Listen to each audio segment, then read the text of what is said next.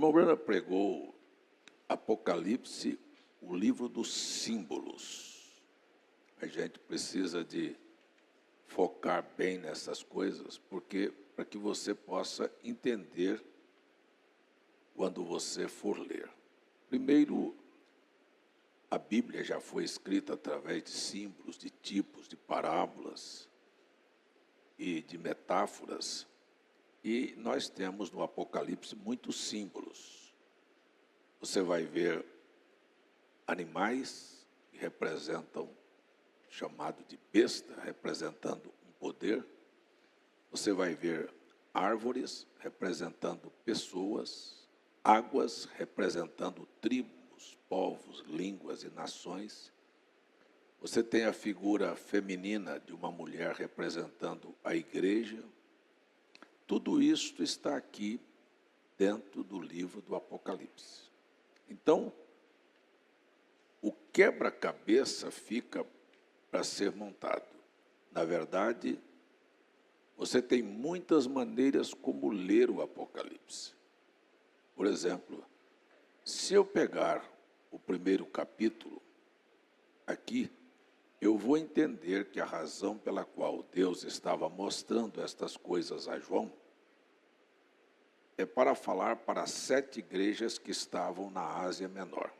Só que, se eu pegar isto aqui e focar naquelas 7 igrejas, então não é para mim, é para lá. Então, perde o sentido. Se eu pegar aquilo que o profeta William Branham trouxe, repartindo estas 7 igrejas em 7 períodos, em 7 eras, dando exemplo, Éfeso, do ano 53 ao ano 170, Esmirna, 170 a 312, e assim sucessivamente, eu vou ficar apenas com datas históricas daquelas eras da igreja. Mas quando o próprio irmão Branham disse, você vai pegar o conteúdo de cada uma daquelas igrejas e vai somar, e aquilo não fica para trás. Ele disse, o que aconteceu em Éfeso vai se repetir em Esmirna. O que aconteceu em Esmirna vai se repetir em Pérgamo, em Sardes, em Tiatira, enfim. Então, uma era vai complementando a outra. Então, com isto, eu tenho o entendimento que aqueles escritos, os escritos que estão aqui, não foram para lá, mas foram fatiados para chegar um todo aqui em nós. Um todo aqui em nós. Então, a gente tem o complemento, tanto das bênçãos como das maldições. Essas duas coisas estão agregadas. Quando o irmão Branham tomou as eras, ele dividiu assim, dizendo, todas as eras começam com um elogio, depois com uma condenação e depois com uma promessa. Todas elas, sem exceção. Agora, eu quero tomar, quando a gente divide assim, ao anjo que está em Éfeso, nós sabemos, eu estive lá, Deus me deu a oportunidade de visitar a ilha de Patmos e de visitar cada uma destas cidades que estão ali na Ásia Menor. Não sei se 2018, 2019, eu estive ali. Então, quando a gente pega uma mensagem endereçada a uma era da igreja, o que nós precisamos fazer? Se houve uma igreja em Éfeso, há uma igreja em João Pessoa. Se aquilo que estava em Éfeso, em Esmirna, é acrescentado para o final, então aquilo é acrescentado para esta igreja. Uma coisa eu cheguei à conclusão ao ler e reler esta semana sobre estas cartas. Como eu li domingo passado aqui de passagem, na era de Sardes, Deus dizendo, não achei tuas obras perfeitas. Eu quero primeiro afirmar que não existe igreja perfeita. Primeiro ponto. E que ainda que tenhamos pontos dignos de elogios, temos também pontos dignos de serem criticados. Agora, quando eu falo de igreja, você está pensando no todo, mas igreja é você. Então, a primeira coisa que a gente entende é que não existe pessoas perfeitas. E se nós tivéssemos esta consciência, a primeira coisa que faríamos era nunca falar da vida de ninguém. Porque se você não tem um defeito, você tem outro. E como é que você pode criticar alguém quando você também é digno de ser criticado?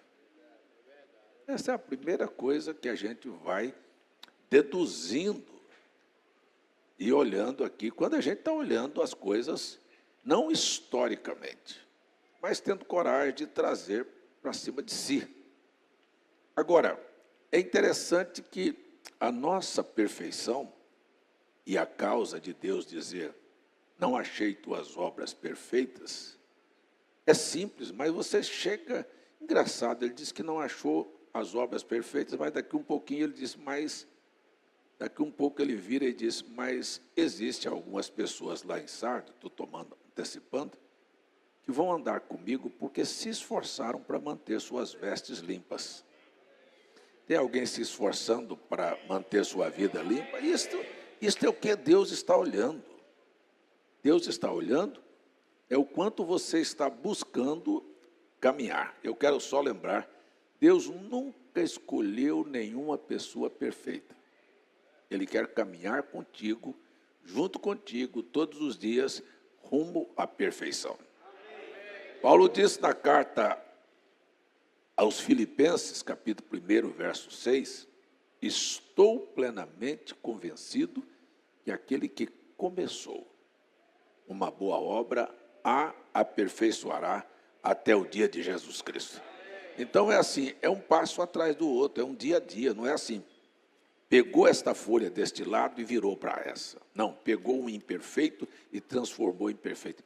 Na visão de Deus, você é perfeito. Na visão humana, você é imperfeito. Ele olha e diz, aqui está, humanamente falando, você tem muitas coisas que não são dignas de elogios. Mas acontece que eu estou vendo o teu esforço e a tua vontade de chegar aqui, eu não estou te vendo como defeituoso, eu te vendo como perfeito. Será que nós podemos dar uma salva de palmas ao Senhor? Porque eu acho que é muito. Eu acho que é muito. Agora, se você é um relaxado, ele vai também dizer, olha, você não serve, você não tem nenhum compromisso.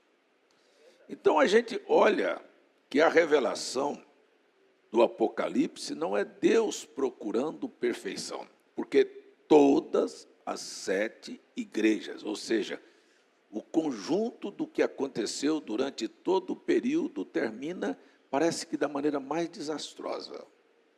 Parecia assim, não, nós vimos os problemas de Éfeso, de Esmirna, de Pérgamo, de Sardes, de Filadélfia, e nós vamos chegar em Laodiceia, que é a hora final, muito prontos. Vamos chegar como mornos.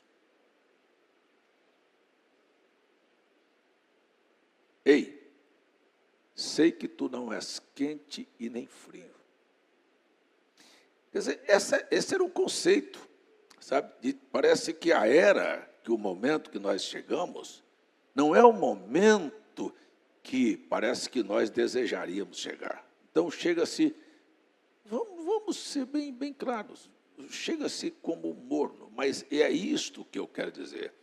Se existe um elogio, uma crítica e uma promessa, a promessa é ao vencedor. Aquele que vencer. Então, Deus sabe que nós vamos terminar perdedores ou vencedores. Então, Ele sabe que tem alguém que está se esforçando para vencer. E é assim, sabe? Talvez você não esteja pensando que vai vencer.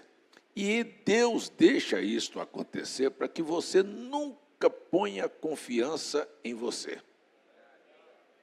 Tem alguém que nos ajuda. Em todos os aspectos. Eu acho a coisa mais tola do mundo é alguém pensar que fez, que faz, que é capaz, que dá conta. Em qualquer assunto. Tudo que o homem põe em sua mão é imperfeito. Tudo que Deus faz é perfeito. Você pode pegar o melhor cirurgião, ele vai fazer uma cirurgia em você, você vai ver que você não fica como Deus fez. Qualquer delas, você nunca fica como Deus fez. Você vai ficar como o homem fez. E aí, não olha para dizer que foi muito bem, ainda fica uma cicatriz. Mas Deus não deixou cicatriz em você. Então, Deus é perfeito. Então, não existe homem capaz, existe um Deus capaz, que nos dá a capacidade para nos mover adiante. Amém? Amém. Glória a Deus. Então, eu estou aqui para estudar a revelação do Apocalipse dentro desta visão, que aqui, no primeiro capítulo, João está em Patmos, isolado da família, ausente da igreja, lá jogado na força de linguagem, jogado para as cobras, porque Patmos era um lugar de que só tinha cobras e escorpiões. Era uma ilha que Roma usava para jogar prisioneiros perigosos, e foi para lá que ele foi. Mas este é o momento mais crítico da história de alguém que ele escreveu no seu evangelho, aquele discípulo a quem Deus amava. Mas como é que o discípulo a quem Jesus amava, Jesus permite para ser jogado para as cobras? É o que você não vai entender na sua vida muitas vezes. Como é que Deus me ama e me deixa passar por uma situação dessa? Por um problema, por uma dificuldade, por um desafio deste? Parece que a sua cabeça não cabe. Então, lá no pior momento da história da vida de João, depois de ter sido cozinhado por 24 horas num tacho de azeite fervendo, vai terminar sua vida no isolamento, sem esperança. A igreja passava por um momento muito crítico, de muita perseguição. Eu quero dizer para nós que nós não estamos num momento crítico e de perseguição. Nós estamos num momento perigoso. Nós estamos numa hora final. Nós estamos numa resolução de problemas. Sabe? Parece que o beco vai ficando sem saída, não tem mais aonde você se mexer. Mas nós não estamos sofrendo pressão. Pressões estão vindo pela frente.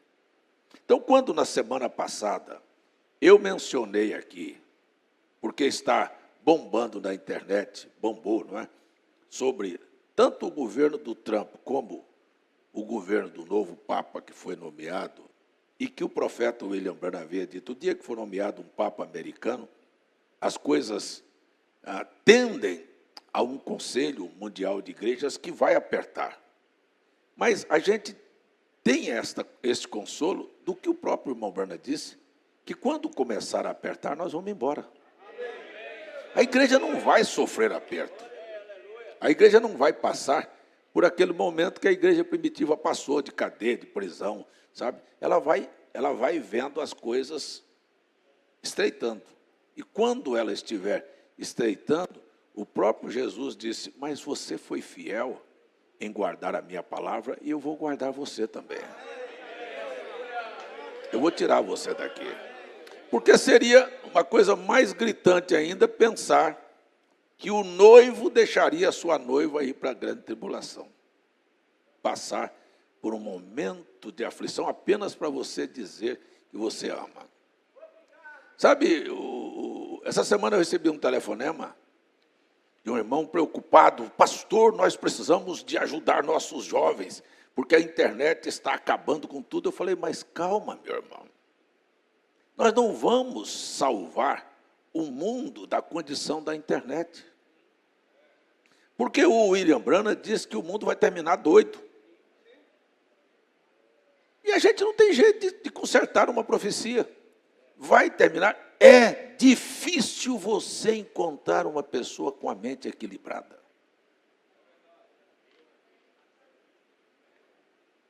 A pressão é tão grande que os jovens estão sofrendo isso, mas não é só os jovens, não, os velhos também estão sofrendo. É difícil você encontrar uma pessoa, sabe, com equilíbrio para tratar das coisas, porque a doença do momento chama-se depressão. E a depressão não é simplesmente uma doença de pobres. Os países mais evoluídos e mais abastados são as pessoas onde estão mais sofrendo depressão e é onde se tem mais suicídios. Agora você vai buscar aonde está. Sabe, eu estava vendo uma entrevista e aquele homem idealizador, um gênio, uma capacidade intelectual, que chegou a ser o sétimo homem mais rico do mundo, e depois faliu e ficou com nada, e agora já se despontou novamente como um milionário. Ele disse, daqui a 10 anos já, 2035, nós vamos ter 70% da população mundial desempregada. Pela inteligência artificial dos robôs, que estão avançando e deixando, e somando com a ideia socialista de que já não precisamos de longe, aqui no nosso estado, na nossa nação, são 8 milhões de pessoas que vivem de Bolsa Família. E não encontra trabalhadores nem para a agricultura, nem para a construção, para nada. Está faltando lugar para o povo, está faltando trabalho, trabalhador, trabalho sobra. Se você vai, meu amigo, se você, há alguns anos atrás, parava um caminhão ali para descarregar um caminhão de areia, daqui um pouquinho tinha 3 ou 4 querendo botar para dentro. Hoje, ninguém quer. Então ele disse, daqui a 2035, nós vamos estar vivendo um momento em que todo mundo tem, preste bem atenção, todo mundo tem, e isto é uma coisa maravilhosa. O povo vai ficar desempregado? Vai. Imagine uma população desempregada sem ter nada o que fazer. Para onde vai a mente desse povo? Vai ficar tudo doido, deprimido. Nós estamos caminhando para uma loucura. E quanto mais você se chega perto da finalização, porque tudo isso é Apocalipse. É uma hora que nós estamos vivendo, porque Cristo quer se revelar ao mundo. O povo vai viver de uma bolsa auxílio que o governo vai dar. Então todo mundo tem, pelo menos cuscuz. Vai ter. É o que o povo tem hoje. Bolsa Família dá cuscuz. Não tira da miséria, mas não, nós não tínhamos nada e nós temos hoje. Então, o povo se acomoda a estas coisas. Agora, eu quero dizer para você que nós estamos querendo coisa melhor. Este caminho é o caminho apocalíptico. Para quê? Para que ninguém possa comprar ou vender ou ter sua opinião pessoal, porque tudo será manipulado por um poder. Agora, hoje nós estamos aqui vivendo num momento de liberdade. Você tem liberdade agora mesmo de levantar sua mão, abrir sua boca e dar um glória a Deus bem alto, bem forte, com toda a sua força, porque você tem liberdade. Mas se alguém disser, igreja que gritar, está fora. Acabou. Eu estou pagando para você ficar calado. Eu estou pagando para você viver o que eu estou dizendo. Agora, nós hoje vivemos num período folgado. E esta folga que a humanidade está tendo, já acomodou as pessoas a uma condição. Nunca vi uma época de pessoas tão frias e tão mornas como o nosso tempo. As pessoas se acostumam a tudo. Gente acostuma com doença. Gente acostuma com pobreza. Gente acostuma, sabe, com a condição da sociedade, é assim mesmo. É assim mesmo. Não aconteceu só comigo, aconteceu com meu vizinho, com meu parente. O homossexualismo entrou, o lesbianismo entrou, sabe? A mudança entra. No primeiro momento, daqui a um pouquinho tudo fica normal. E as pessoas se acostumam assim, e se acostumam até com os cultos. Não é mais importante alimentar a alma. Vir à igreja se torna uma obrigação, um favor. Uma vida de comunhão com Deus se torna rara. Sabe? E tudo isso é produto de uma mornidão espiritual. Ninguém se interessa por sair. Eu quero falar para você, está numa hora de saída. A gente precisa aprender. E você, se quiser se mover, você vai ter que deixar uma zona de conforto. Não é uma zona de miséria. Porque tem conforto miserável. Não, eu não tinha e tenho. Eu falei isso com o irmão Francisco outro dia. Ele não tinha, quando era jovem, uma casa que tem, o carro que tem, a roupa que tem, a comida que tem. O pai levantava 4 da manhã, os filhos ficavam em volta, não era assim, Marinaldo?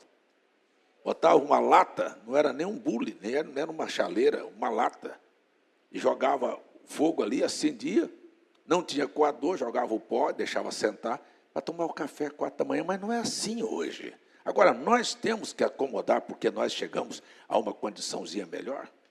Então, isso tudo reflete a mornidão da hora. Não, está tudo bem. Eu estou aqui confortavelmente, sabe? Cheguei aqui na Paraíba, não tinha uma pessoa, e hoje eu tenho muita gente. E isso, para mim, é uma condição de mornidão. Mas esta é uma hora que a gente está sendo despertado. E eu dou graças a Deus, porque Deus nunca me deixou acomodar. E quando eu sinto que a coisa está acomodando, vai me dando um desespero na alma, vai me dando uma agonia, porque eu sei que não é hora de ser morno. Ou você esfria, ou você esquenta. Uma coisa ou outra. Ou é hora, eu costumo dizer, é hora do tudo ou nada. Então, quando eu venho aqui para a era do Apocalipse, aqui para a carta de João, aqui na ilha de Patmos, e que Jesus começou a falar para ele, se revelar, passo a passo, eu quero pegar com você pelo menos isso aqui. Pelo menos o capítulo 2 aqui, a primeira era, e eu queria que você chamasse esta carta a Igreja de João Pessoa. Depois você chamasse esta carta é adereçada a mim. Vamos ver aqui. Escreve ao anjo da igreja de Éfeso. Então, escreva ao pastor César. A carta está destinada a mim. Agora, eu quero só lembrar, tal forma, tal bolo. O irmão Brana disse, eu entrei numa igreja e o pastor gesticulava com a cabeça, toda a igreja gesticulava. Porque ela faz exatamente o que o pastor faz. Então ele disse, igreja é assim. Então, quando aqui, estou falando aqui, ao anjo da igreja, se você voltar no capítulo 1, diz assim, o mistério das 7 estrelas que viste na minha mão são 7 mensageiros, e aqueles 7 mensageiros refletem o povo da sua era. Então, se você individualizar isso para a igreja de João Pessoa, o mensageiro da igreja, o anjo da igreja é o pastor, e você reflete o ministério daquele homem. Então, a minha preocupação aqui é de não manter você morno. Agora, se eu estou morno, você vai ficar morno também. Então, a minha preocupação é de agitar você o tempo todo.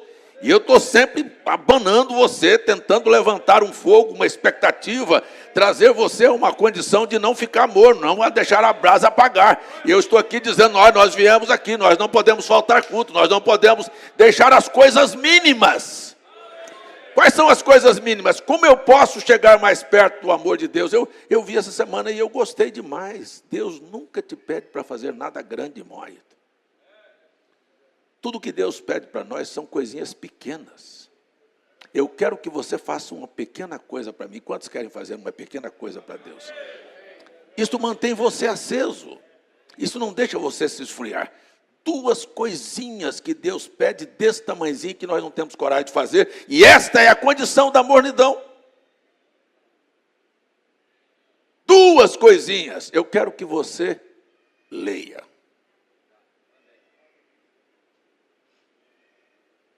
E eu quero que você ore. Difícil. Olhar para a Bíblia como um livro profético é difícil. Tem muita gente que eu cheguei na praia e encontrei um senhor fumando, os dedos amarelos, os dentes amarelos, fedendo nicotina, fedendo, com a Bíblia na mão, diz: todo dia eu leio 2 páginas da Bíblia. E eu vou dizer aqui numa escola bíblica, que se fosse para ser honesto, quantos leem 2 páginas da Bíblia todos os dias aqui? Poucas mãos se levantam. Você acha que isto é uma coisa normal?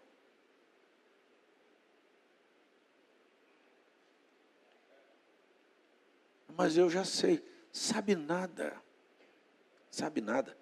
Eu queria perguntar aqui, quantos ao ler a Bíblia se surpreende com a Bíblia, porque cada vez que você lê, ela é nova?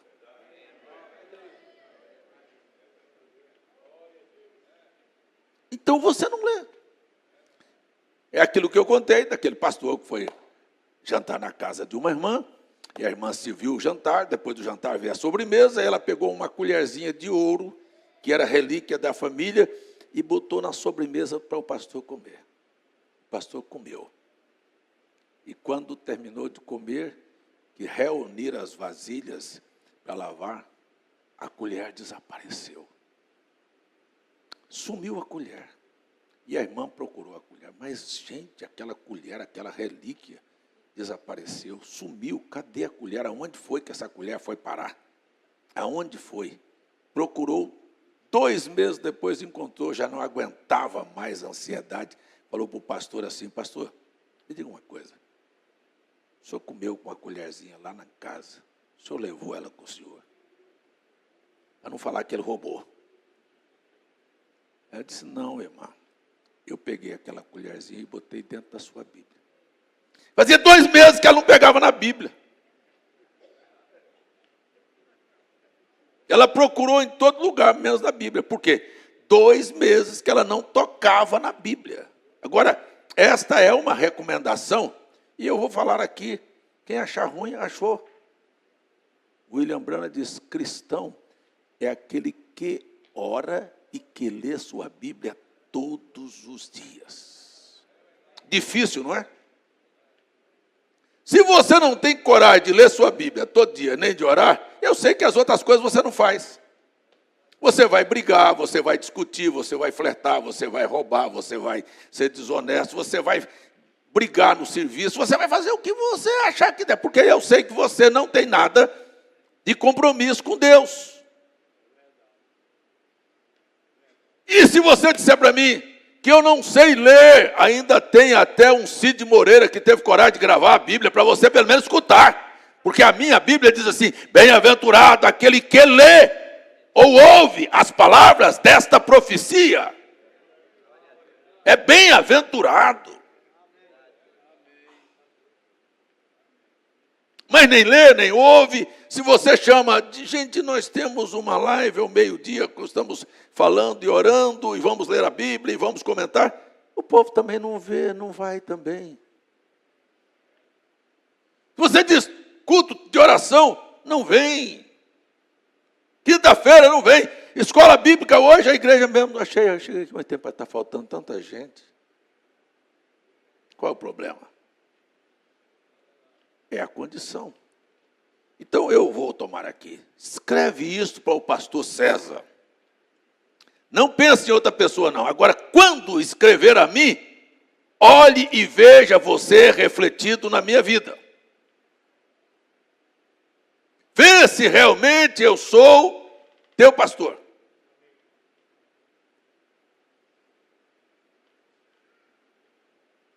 Escreve a igreja de João Pessoa. Eu vou mudar aqui. É Éfeso. Isto diz aquele que tem na sua destra 7 estrelas, que anda no meio dos 7 castiçais de ouro. Eu vou falar uma coisa para você. é uma pobreza tão grande, é uma hora tão difícil, quando a gente está falando em leitura, em oração, que muitos pregadores sobem no púlpito e começam a pregar, e você sabe que ele está longe da Bíblia. Que ele não tem habilidade nenhuma, contato nenhum com a Bíblia, mas tem um espírito de pregador. Não, eu sei pregar. O que você sabe pregar?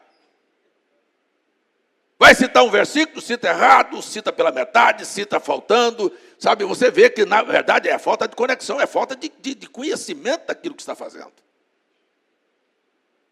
Eu conheço muitos, e o profeta diz, muitos são aqueles que querem pregar. Pregar o quê? Se eles primeiro nem conseguem fazer as coisas pequenas que Deus manda fazer. Quando você lê a Bíblia, você se alinha com a Bíblia. Quando você ora, você se conecta com Deus. Quando você lê, você está, sabe, alinhando o seu espírito, diz, não, aqui, olha, é a mente de Deus, aqui Deus pensa assim. Quando você ora, você tem coragem de abrir e dizer, então agora pega, ei gente, eu estou precisando disso, não sei se vocês precisam, me dê a tua inteligência. Deixa eu agir de maneira equilibrada e sólida. Eu quero dizer para você que Deus quer que você acerte 100%. Em tudo. Porque a Bíblia é uma bússola para tudo. Para casamento, para a criação de filhos, para a convivência, para trabalho, para a adoração, tudo, para a sua saúde, para a sua higiene, para a sua prosperidade ou para a sua pobreza. Mas desconectado com a Bíblia, como é que você vai poder fazer alguma coisa?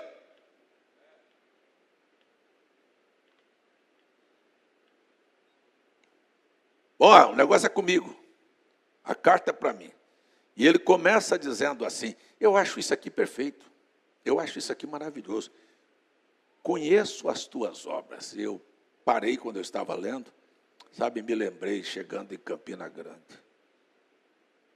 Sozinho, na praça, sem ter uma igreja, sem ter um membro, sem ter ninguém para conversar. E ele dizendo, conheço as tuas obras. Que elogio, conheço as tuas obras, o teu trabalho, a tua paciência, não é fácil. Parece que os problemas vieram e me fizeram assim, de uma maneira ou de outra, esperar, aprender, ter paciência com as coisas. E que não pode sofrer os maus. Este foi a minha característica sempre, sabe, ser muito positivo, muito duro, muito falar a verdade, sabe, errado é errado, certo é certo. Isso foi a minha característica, a minha marca. Ele está aqui falando comigo, a carta é adereçada a mim. Agora você está aqui, olha para a sua vida. Eu não ensinei ninguém a ser preguiçoso, eu não ensinei ninguém a ser impaciente. Eu ensinei você a se mover, a se mover. Levante, cuide da sua casa, da sua família, do seu testemunho, do seu nome. Ei, se você não cuidar, ninguém cuida.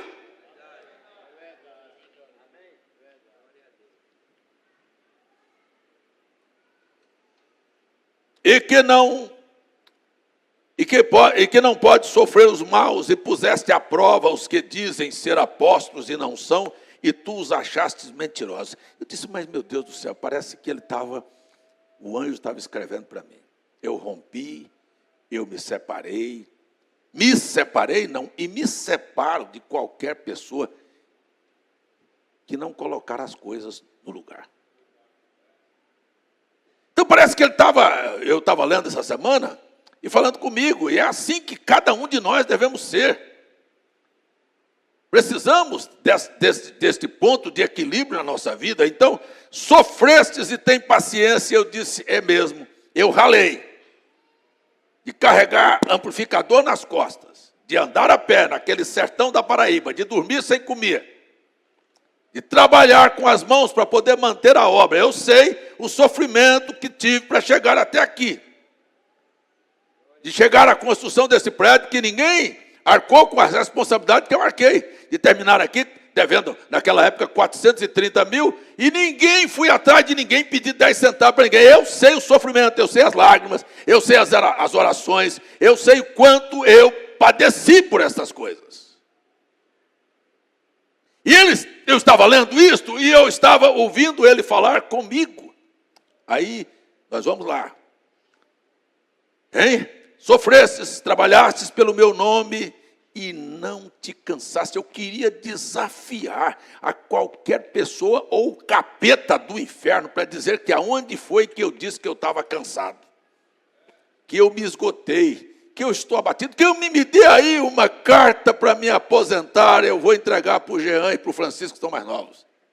Meu Deus do céu, eu nunca me cansei de nada.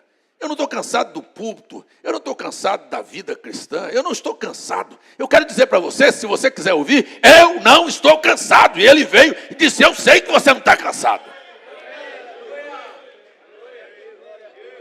Mas aí quando você está confortavelmente ouvindo este elogio, ele vem e diz assim, mas eu tenho, porém, contra ti.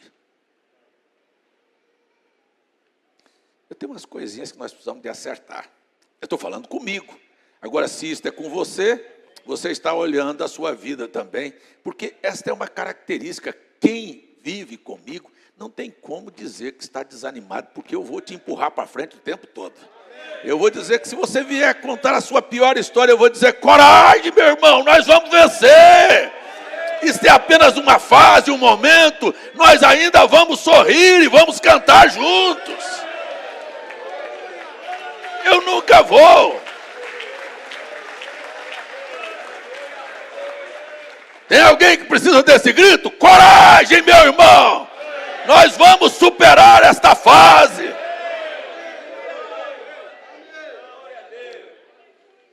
Mas eu tenho, porém, contra ti, que deixaste o teu primeiro amor. Ai, meu Deus. Aí aquilo bateu lá dentro. E eu sei que eu tenho me vigiado, procurado, sabe, a olhar estas coisas assim. Porque quando você perde o primeiro amor, é quando você relaxa com as coisas. Porque esta é a característica da era de Éfeso. É ter um alvo e depois relaxar. E eu queria que nesta manhã, que esta carta adereçada a mim e a você, a igreja, e eu apenas como representação, você entendesse isto, que não pode acontecer de maneira nenhuma. Por isso eu comecei com os pontos bem básicos da leitura e da oração. E se você não tiver isso na sua vida, o fogo vai apagar. E a coisa principal que o fogo apagou é que você perde o seu primeiro amor. Então, se você não tem interesse por leitura, não tem interesse por oração, não tem interesse por jejum, não tem interesse por nada, sabe, você não vai ter interesse pelo culto. Você vai vir aqui fazendo favor, porque você é um relaxado, chega a hora que quer, vem o dia que quer, canta do jeito que quer, sabe? Você não tem mais interesse em nada. Você perde completamente, isto é perca do primeiro amor. E quando se fala em perca do primeiro amor, a primeira prova que você tem que a igreja perdeu o primeiro amor e vai morrer. E vai morrer. Eu li essa semana na mensagem A Videira Verdadeira e a Videira Falsa, o irmão Branco dizendo, eu estava subindo no Colorado para uma caçada. No Colorado, não digo no Canadá. E quando eu estava perseguindo um urso para matá-lo, subindo ali no Colorado, no Canadá, começou a chover e começou a escurecer. Eu disse, eu vou subir aqui o meu cavalo nesta montanha e vou procurar um lugar para dormir aqui, porque vai começar a chover. Isso quando ele subiu, ele encontrou, e escute bem, ele encontrou um lugar lá em cima que o fogo havia passado e queimado toda a vegetação. Queimou as folhas, queimou os galhos e ficaram apenas aqueles troncos secos daquelas árvores, enormes, muitos. Ele disse, a lua estava ali no céu e eu escutava o vento lá em cima da montanha fazendo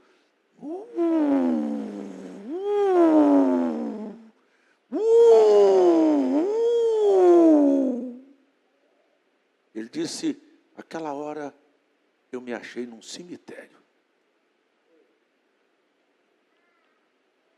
O que eu vi foi apenas aqueles troncos secos e me veio à mente as nossas grandes igrejas, sem galhos, sem folhas. Não tinha mais o que dar. Nós vimos, eu estou dizendo isso, uma velha igreja fundamentalista. Não, nós cremos no profeta, nós cremos na mensagem, nós cremos no batismo, nós queremos vestir assim, viver assim, sabe? Mas sem vida. Apenas alguma coisa filosófica. Alguma coisa que, para dizer que não crê. Ele disse, eu vi aquele cemitério, virou cemitério. E disse, no entanto, era alguma coisa fundamental. Não, aqui ó, Atos 2:38, Malaquias 4. Não, sai aqui ó, 1 Coríntios 11, está aqui. Sei como as coisas são fundamentalistas, apenas letra. Apenas letra, não tinha mais vida naquilo. E ele disse, meu Deus, onde é que nós estamos? Por quê? Porque deixou-se o primeiro amor morrer.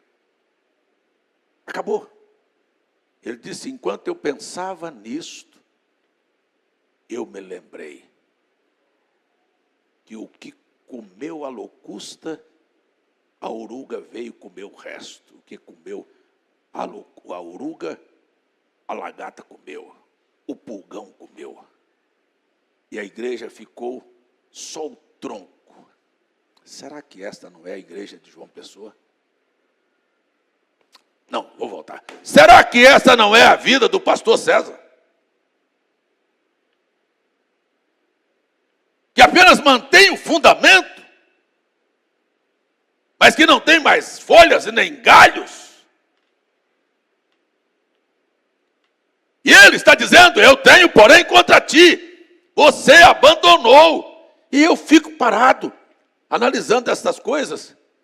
E daqui um pouquinho, aquilo vem e me dá um empurrão. Ele disse, então eu me lembrei. E o Espírito Santo falou ao meu coração. Mas eu restaurarei.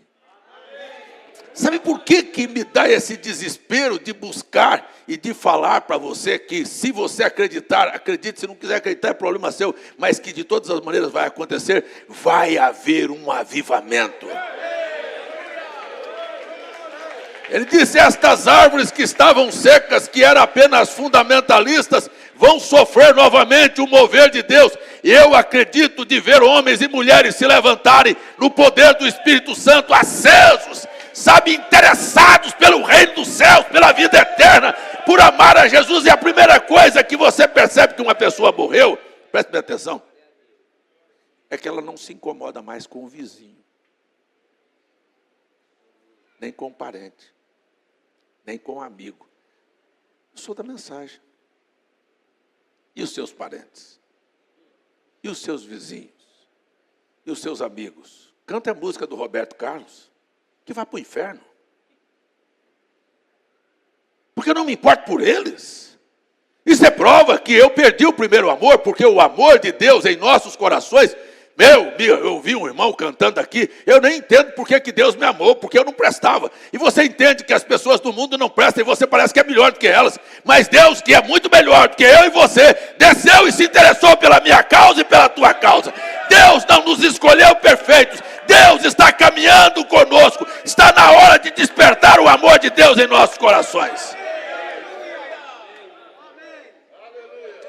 Ou você vive uma religião morta. E eu gritei ao longo dos anos, igreja que não evangeliza, morre. Muda um, desvia outro, afasta outro. E quando você vê a coisa, ao invés de crescer, morreu. Vou parar aqui. Esta carta é adereçada à igreja de João Pessoa, ao pastor César. Agora eu quero perguntar a você, que está aqui representado. Você quer voltar aqui domingo que vem e não encontrar nenhuma pessoa nesta igreja?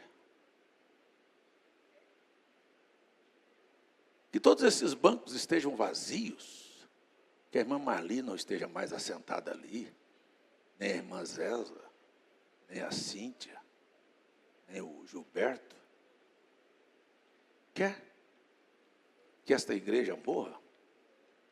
Quer ver as coisas acabar? Nós estamos sendo chamados a despertar. Se nós não acordarmos, isso vai acontecer.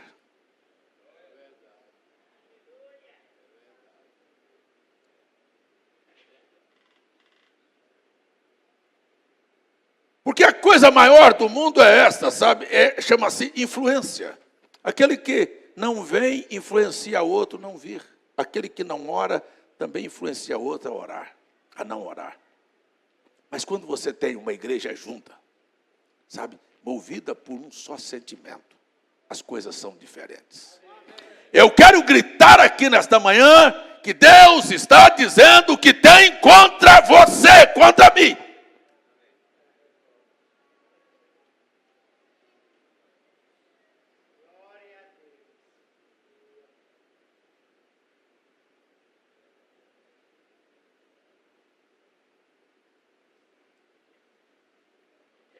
Não é apenas começar. Todo mundo começou, ele está falando de primeiro amor, está falando de primeiro amor, está falando de primeiro amor, está reclamando que o amor acabou, que esfriou, que alguma coisa aconteceu. Não é, para um pouquinho, me diga aí, por favor. Você é ainda aquele entusiasmado de quando você começou? É daquele que o Jean falou, a gente saía lá do centro, lá de casa, e vinha a pé para o culto. Eu encontrei com o Francisco, não tinha dinheiro para pagar ônibus, vindo do centro para cá a pé. Eu dei carona para ele. Foi? Foi? Mas é assim hoje. Se não tiver o dinheiro, não vem. Não vem. Por quê?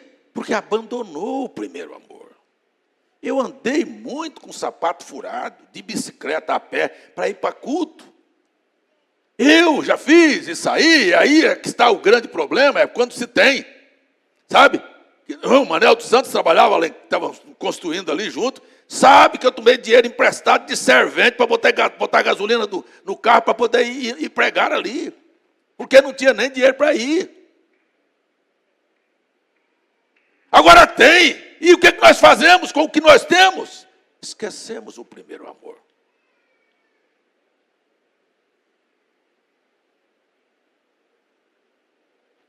Carlos Eliel sabe que nós tínhamos umas caixinhas de som desse tamanhozinho que vinha estourando lá. Hoje tem som, olha o tamanho das caixas. Hoje tem ar-condicionado, hoje tem cadeiras. Mas e o primeiro amor?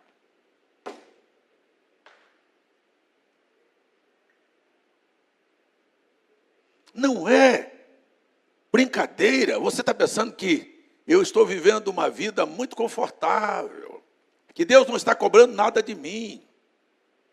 Sabe? E que parece que Deus só tem elogio. Pastor César é um homem trabalhador. Pastor César está precisando de acordar. Sabe, se eu acordar, vocês acordam. É por isso que eu estou pelejando. Sabe, pelejando. E estou lutando para não deixar o sono tomar conta, a moleza tomar conta. Sabe? E não parar, não. É hora de avançar, meus irmãos.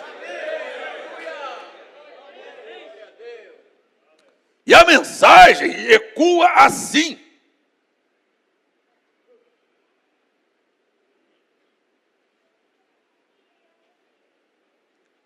Lembra-te, pois, de onde caíste. Meu Deus, tanto elogio, teu trabalho, tua obra, teu sofrimento, tua paciência, que você não se cansa, que você combateu os maus. E depois ele vem, mas você está caído.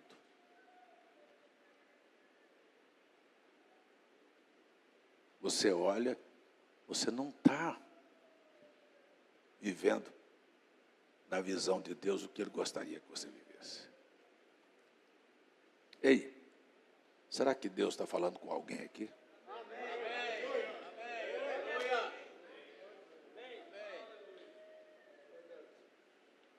Lembra?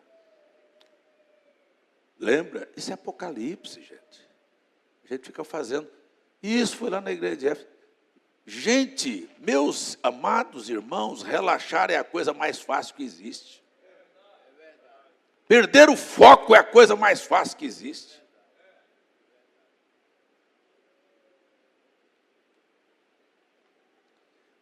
Lembra-te, pois, de onde caíste, arrepende-te e pratica as primeiras obras. Sabe, eu parei e fico olhando, sabe, ali num colégio, ali em Mangabeira, ali perto, sei lá, da Gauchinha, e fazer culto no sábado à tarde, ir na praça, e aí encontrava com a Josefa, que está aqui até hoje. De onde veio?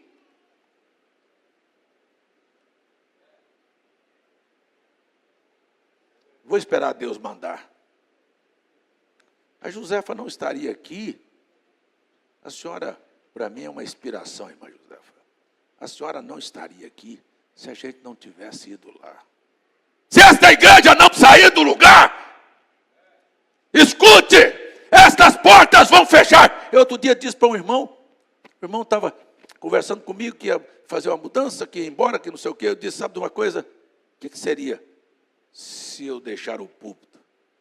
É só falar, o pastor foi ali na praia, estou ali terminando uma reforma, que essa semana a gente acaba com ela.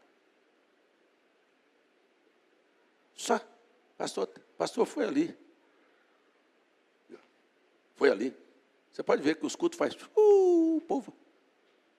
Tem irmãs aqui que dizem assim, irmãs me telefonam para perguntar, pastor não veio não, né?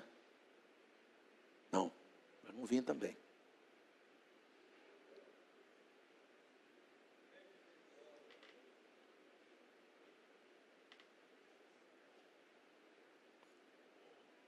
Falar que cremos em profeta é balela, é balela, é balela, é balela, é balela, é balela, porque o William Branham disse, eu não ficaria em casa sabendo que a igreja está reunida. Se eu pegar a ordem da igreja e dizer, se você tem Deus no seu coração, você não suporta que aquelas portas fiquem fechadas, você quer que elas se abram para você entrar aqui e você extravasar, levantar sua mão e deixar escapar a pressão e botar a cara no chão e cantar e louvar e aplaudir e glorificar e ouvir a palavra e se alimentar e se fortalecer para uma semana de vitória. Aonde está Deus? Não está no seu coração.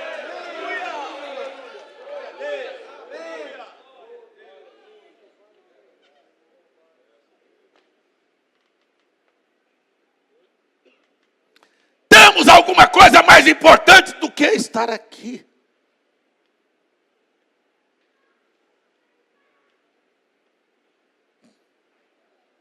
E ainda temos um bom argumento. Deus sabe a razão.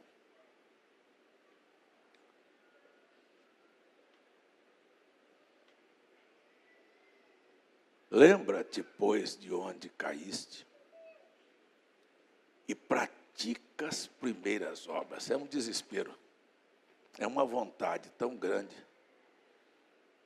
Eu vou falar e recomeçar.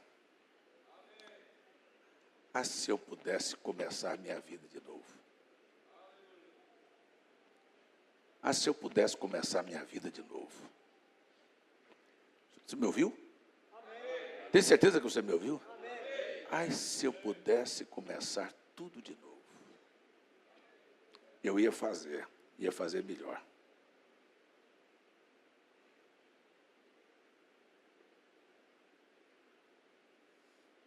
Será que a gente ia fazer melhor ou pior?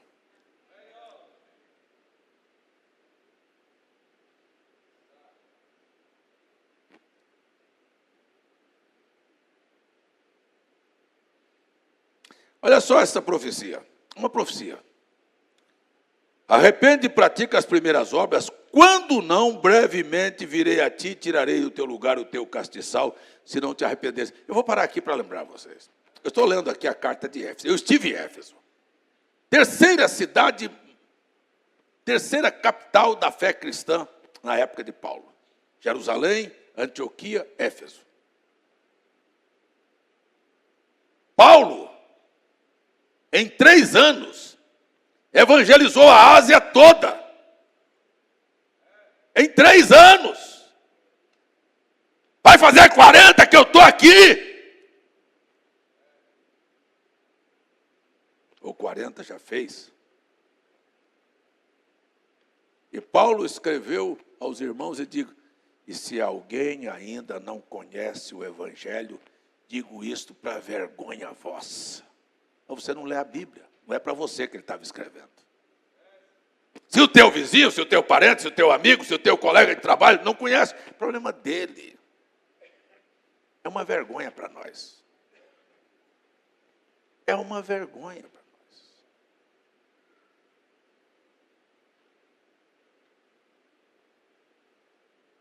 E o irmão Brana disse, não adianta enviar missionário para a África, não.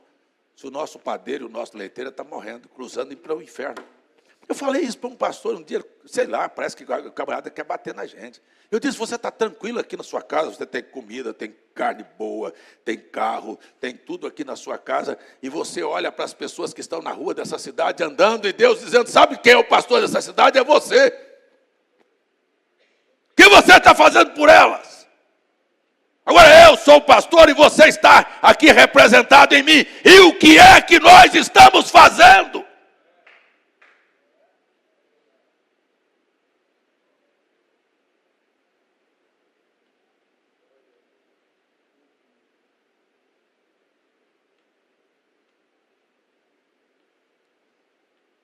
Eu estive lá em Éfeso, evangelizaram. Na época de Paulo, 98% daquele país se tornou cristão. 98% daquele país se tornou cristão. E Deus falou, e se você não acordar para estas verdades, eu venho e tiro de você o castiçal. Quero dizer, eu tiro a luz e você vai virar trevas. Você vai ter apenas nome, um tronco seco. Eu estou falando de verdades. Eu estive lá com o André e o Túlio. Sabe quanto por cento tem daquela nação de cristianismo hoje? 2%. 2%, de 98 minguou a 2%. Eu quero dizer para você, ou nós acordamos para estas verdades, ou nós vamos murchar.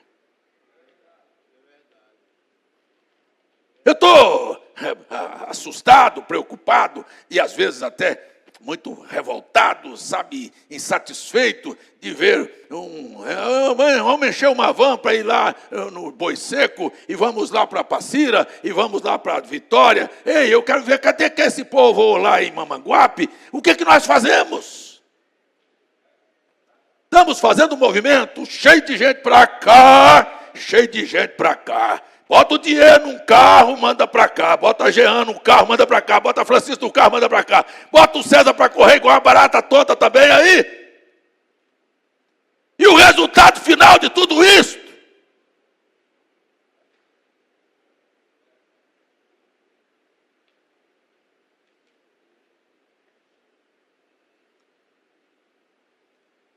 E eu estou lá na praia, e cutucando a mim mesmo ao ler estas coisas, eu olhei, gente, eu conheço as falhas, eu conheço aonde está quebrado, eu sei aonde precisa de consertar. Eu já tentei mexer e não consigo. Vou mexer com uma peça, não dá certo, mexo com a outra, não dá certo. Eu fico num desespero. Eu tenho que, meu Deus do céu, eu tenho que enfrentar crise no diaconato, eu tenho que enfrentar crise na tesouraria, eu tenho que enfrentar crise na administração, eu tenho que enfrentar crise no pastorado. Ei, parece que se você não cuida, e eu quero só terminar aqui para dizer, em todos os lugares, estou falando de coração aberto. E se não cuidarmos, Deus vai tirar o castiçal. Eu não estou dizendo que eu sou alguém, mas Paulo sabia disto. E você não sabe o desmando que virou quando Deus recolheu William Branham. Mas Paulo sabia. Eu sei que depois da minha partida, lobos vorazes entrarão e não pouparão o rebanho. Deixe esta voz calar neste púlpito, para você ver o que acontece.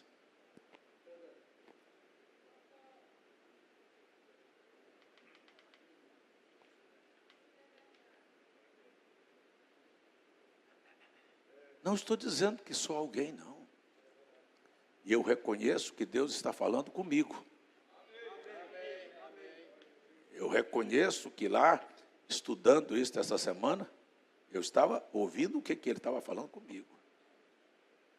Se você não ouviu, eu quero lhe dizer, o que ele me falou, assim, eu não estou satisfeito com você.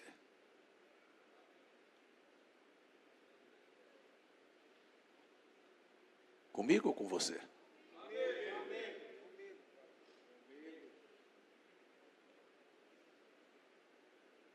Agora, se você está achando que está, deixa eu te aplaudir aqui. Não, eu aplaudo de verdade. Se tem uma pessoa aqui que Deus está plenamente satisfeita com você, eu quero te dar uma salva de palmas aqui de coração nesta manhã e dizer, você é o cara, você é extraordinário. Ei, você é!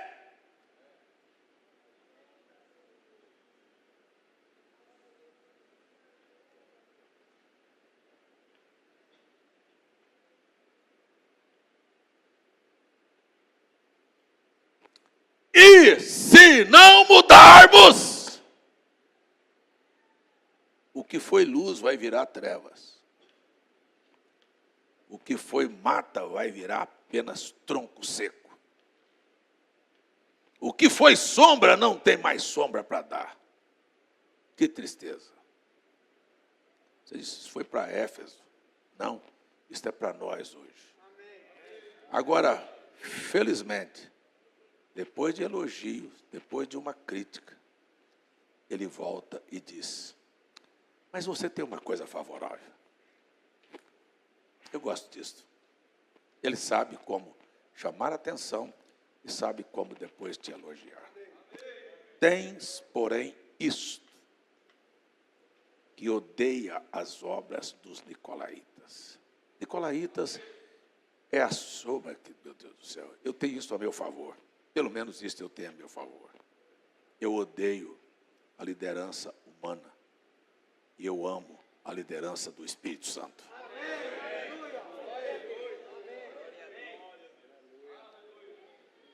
Tens, porém, isto, que odeias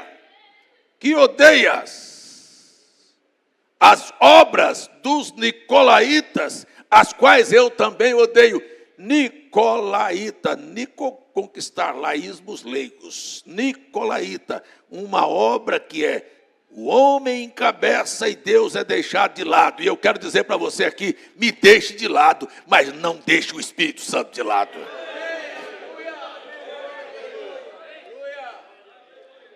Você está me ouvindo?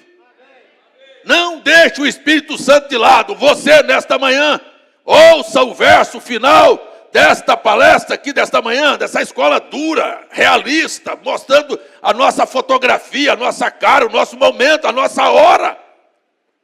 Ou acordamos, ou vamos morrer.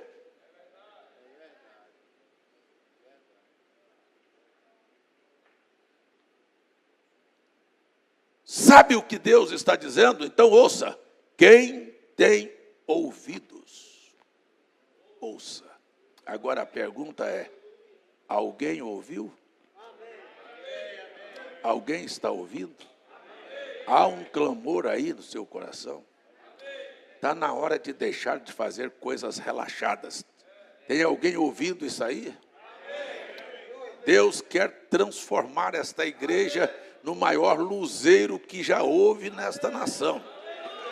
Deus quer transformar você numa tocha de fogo. Aleluia! Deus quer fazer um avivamento, começando por você dentro da sua casa e mudar a estrutura completamente. Eu quero dizer, eu restaurarei, diz o Senhor. Eu ontem terminei o culto de Campinas dizendo, eu gosto disso. Deus olhou um sacerdote, a roupa dele estava manchada, e o diabo aproveita. Eu estou falando disso. e chegou bem perto e ficou ao lado do sacerdote Josué. Ele estava ali pronto para fazer acusação sobre aquilo que aquele sacerdote estava ministrando.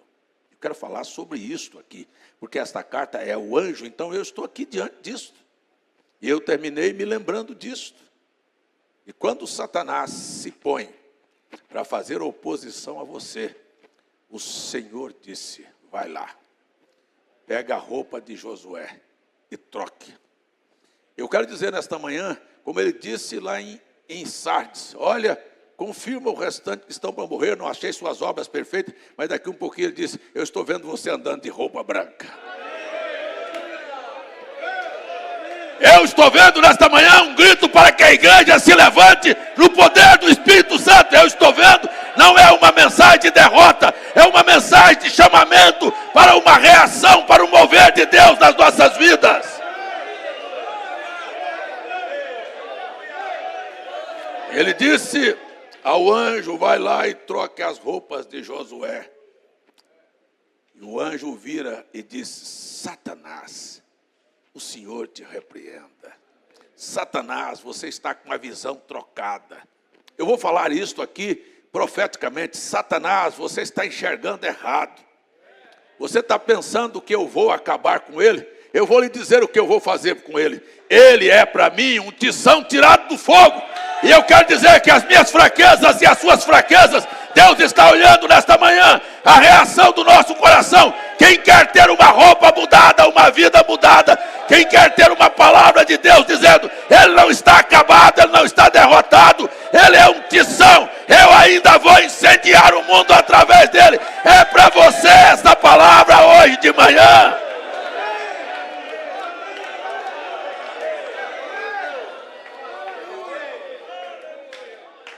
Não é para você baixar a cabeça e frustrar e dizer, pensei que eu ia ouvir uma mensagem para direcionar a minha vida. Esta semana está ouvindo. É uma mensagem de direcionamento. Acorda, vamos ler, vamos orar, vamos buscar, vamos fazer alguma coisa, vamos mover. Não vamos ficar em casa, faça alguma coisa. Ei, se mova, não deixe a morte te pegar não. Pule para cima.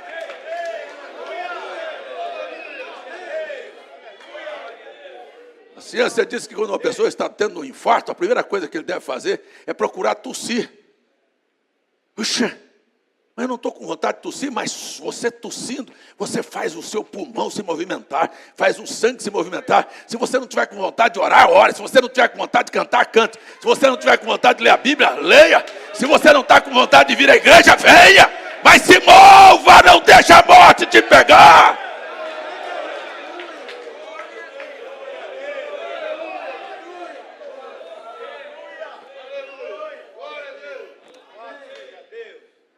Porque o preguiçoso disse, eu não estou com vontade de trabalhar. Vou esperar a vontade chegar. E quando a vontade chega, ele diz, vou esperar ela passar. É hora de reação mesmo. Eu vim aqui nesta manhã para sacudir você. Eu vim aqui para dizer para você que Deus está muito feliz e muito insatisfeito. Isso eu não estou entendendo, é um paradoxo. Mas é quando ele vê a insatisfação dele e tem coragem de ouvir, e você diz, obrigado, Senhor.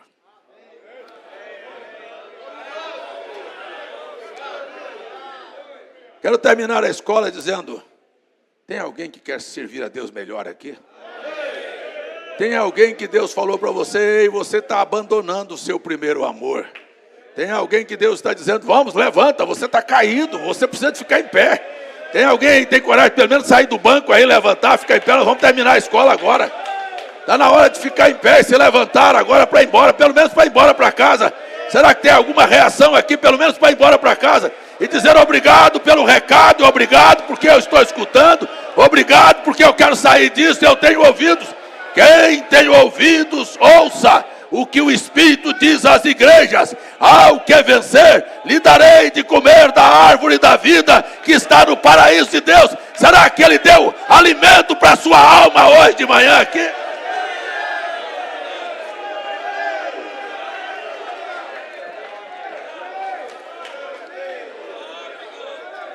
Eu não vim pregar Eu não vim pregar outra mensagem, senão uma mensagem de avivamento. E avivamento é você ter coragem de banar a cinza. Ei, ó, vou tirar fora da minha vida, não serve não. Isso aqui está querendo apagar o meu fogo, querendo que eu viva em trevas, querendo que eu seja um relaxado, querendo que eu seja um sujo. Ei, tem alguém aí que Deus está te chamando para voltar para um momento especial na sua vida? É esta a mensagem desta manhã. Eu não tenho outra coisa. O mundo vai caminhar para onde Deus está direcionando, sabe? Para uma condição de apostasia, para uma condição, é uma coisa boa, porque há uma coisa que a gente precisa de aprender. O livro do Apocalipse não é o livro da exaltação do diabo, é a revelação de Jesus Cristo, de quem Ele é, da sua obra na igreja, do seu poder, daquilo que Ele realmente representa. Agora, eu não vim aqui para exaltar, porque eu vejo às vezes pregador falando, o diabo está fazendo isso, o diabo está matando, o diabo está fazendo, o diabo está te estupando, o diabo está fazendo a sociedade, o diabo, que diabos, eu não tenho nada com o diabo, não, eu tenho com Deus. Eu quero saber o que o Espírito está fazendo na sua vida. Pastor, quem é que vai ser o anticristo? Eu quero saber quem é Cristo. Pastor, quem é a besta? Eu não sou besta para saber quem é a besta. Eu quero saber que o poder de Deus quer encarnar-se na sua vida. Aquilo ali é só para você entender o caminho, que essas duas coisas vão acontecer. Mas o que é ser a besta? Besta é o próprio Lúcifer encarnado em um homem para manifestar um ministério bem pequenininho. 3 anos e meio. Esse é. Mas o que é Cristo? Cristo em você é a esperança da glória. O Apocalipse não vem exaltar. Ele passa lá e mostra o que aconteceu.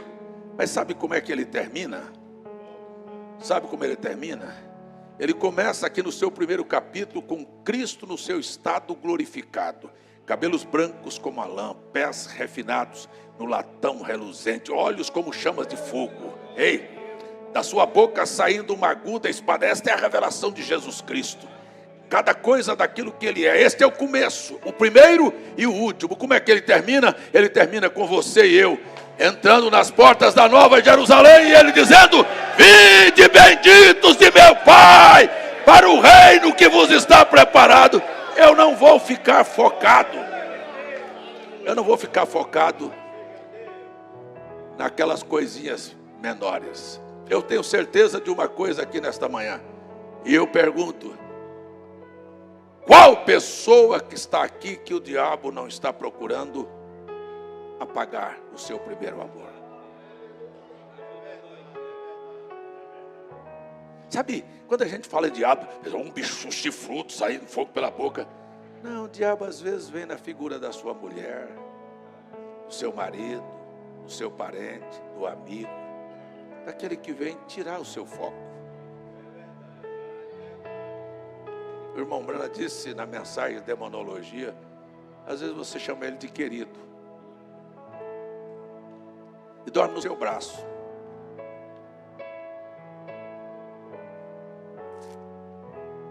E Jesus chamou ele de amigo. Sabia para que ele tinha vindo. Então a gente precisa estar aqui lembrando, o diabo quer de alguma maneira apagar esse primeiro amor e derrubar você. E Cristo sabe que se Ele não te der uma advertência, você fica lá embaixo. Por isso, nesta manhã, lembra-te, levanta-te, vamos em pé. A semana está apenas começando. E eu desejo que a tua semana seja uma revelação de Jesus Cristo. Uma revelação de Jesus Cristo. Jesus Cristo se revelando a você cada momento da sua vida. Aleluia. Não somente por esta, mas se tiver outras pessoas que querem receber oração, eu estou aqui para orar. Se tem uma coisa que eu gosto de lembrar é isto: eu não posso curar, mas posso orar. Eu não posso salvar, mas posso pregar a salvação. Eu não posso fazer com que esta igreja se encha, mas Ele pode fazer. Eu não posso fazer coisa nenhuma, eu não sou nada sem Ele, mas Ele é tudo na nossa vida. Eu cheguei aqui com esta missão: pregar, orar, batizar, instruir, orientar, e eu estou fazendo isto por todos estes anos. E eu quero lembrar a você que não estou aqui apenas para falar sobre filosofias. O irmão Branham disse: o fundamentalismo é necessário. Os saduceus, os fariseus, os herodianos, os essênicos, todos eles eram fundamentalistas. E Jesus também era fundamentalista, porque ele sabia quem ele era. Mas tinha uma coisa: ele não apenas tinha o fundamento, ele tinha a unção de Deus na vida dele. É importante sabermos quem somos, mas é necessário a vindicação de Deus na sua vida. Eu quero que você seja crente. Eu quero que você tenha uma vida de comunhão com Deus. Eu quero que Deus faça na sua vida um grande movimento. Não é para você que eu estou falando? Eu quero que você se transforme num luzeiro e não num lugar onde já houve e acabou. Aleluia! Glórias ao nome de Jesus. Pai, eu acabei de dizer que eu não posso salvar, que eu não posso transformar, que eu não posso curar, que eu não posso realizar milagres, mas eu posso te pedir. E eu peço nesta manhã, se eu tenho pregado a tua palavra, e a tua palavra é a verdade, confirma na vida destas pessoas o milagre que elas necessitam aqui, Pai. Que o enfermo seja curado, que aquele que busca uma solução e um equilíbrio na vida encontre este equilíbrio. Que o Espírito Santo tome controle da vida deste povo.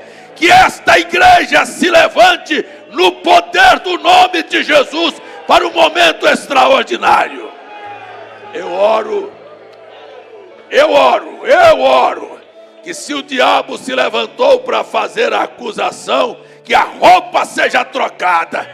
Eu oro que a intercessão seja feita. Este é para mim um tição do fogo, não apenas para o César, mas para a vida de cada crente aqui, Senhor. Restaura, recupera, levanta em nome de Jesus. Não a minha mão, mas a tua mão. Dê saúde para esta irmã. Dê saúde para estas pessoas. A tua mão toque na vida dessas pessoas. E o milagre do Senhor aconteça no nome de Jesus Cristo. Eu oro ao colocar a minha mão apenas por cumprir a tua palavra. Não é a minha mão, é a tua palavra que está em evidência aqui nesta manhã. Em nome de Jesus, põe as mãos sobre os enfermos e eles são curados. E é o que eu oro, em nome de Jesus. Tenha saúde em nome de Jesus, creia em nome de Jesus. Aleluia, glória a Deus, aleluia. Que a bênção do nome de Jesus seja sobre a vida destas pessoas, para a glória de Deus. Milagres e maravilhas aconteçam para a glória de Deus, em nome de Jesus Cristo. Aleluia, glória a Deus, glórias ao Senhor. Volte para o seu lugar, você que recebeu imposição de mão. Deus te abençoe, Deus te conceda a vitória que você veio buscar. Eu vou fazer cirurgia de catarata, o olho direito, eu estou quase sem ver. Mas vai enxergar bem, a mão do médico vai acertar a sua cirurgia. Que o Senhor Jesus Cristo conceda a bênção que você precisa. Amém, em nome de Jesus. Aleluia. Glória a Deus. Glórias ao nome do Senhor. Glórias ao nome do Senhor. Será que alguém tem aí um louvor para dar a Deus antes de você voltar para casa? Levante a sua mão, abra a sua boca e comece. Mas eu não estou com vontade. Eu não disse para você estar com vontade. Eu disse para você abrir a boca e glorificar ao Senhor, e exaltar ao Senhor, e bendizer o seu nome.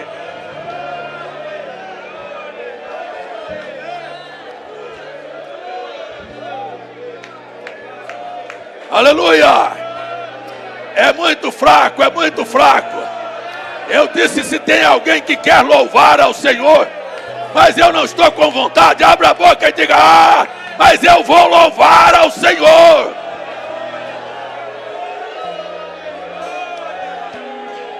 Aleluia, aleluia, que a semana seja extraordinária na vida desse povo, portas se abram, demônios sejam expulsos, ei, no nome de Jesus, no nome de Jesus, que a tua vida seja uma vida de comunhão com Deus, em nome de Jesus Cristo.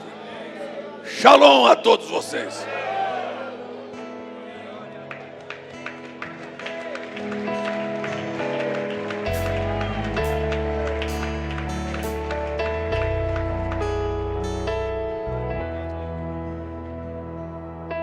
Só lembrando, amanhã às 20 horas a live, mas a live do meio-dia. A live do meio-dia e a live das 20 horas. Amém? Amém? Ei, amanhã, meio-dia, encontro com vocês.